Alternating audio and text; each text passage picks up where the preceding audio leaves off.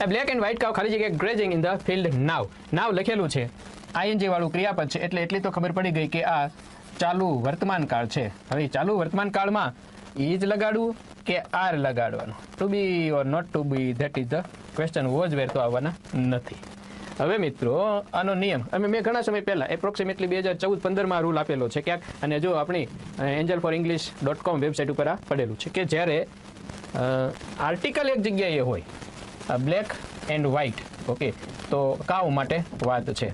Article એક જ જગ્યાએ છે, આર્ટિકલ એક જગ્યાએ છે એનો અર્થ એવો લેવાનો કે એ સંખ્યા એક જ છે. પછી એ પ્રાણી હોઈ શકે, વસ્તુ હોઈ શકે, ફ્રેન્ડ હોઈ શકે, કોઈ વ્યક્તિ હોઈ શકે.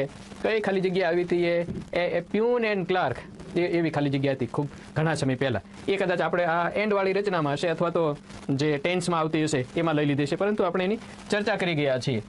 આ બ્લેક એન્ડ વ્હાઇટ કાવ, તો આર્ટિકલ એક જ છે, એનો અર્થ એવો કે કાવ છે એક જ છે, જે બ્લેક પણ છે અને વ્હાઇટ પણ છે, મતલબ એક જ વ્યક્તિના બે ગુણો છે, તો ગણાશે એક વચન. આ હંમેશ માટે યાદ રાખી લેજો. પછી આર્ટિકલ એ હોય, એન હોય કે ધ હોય,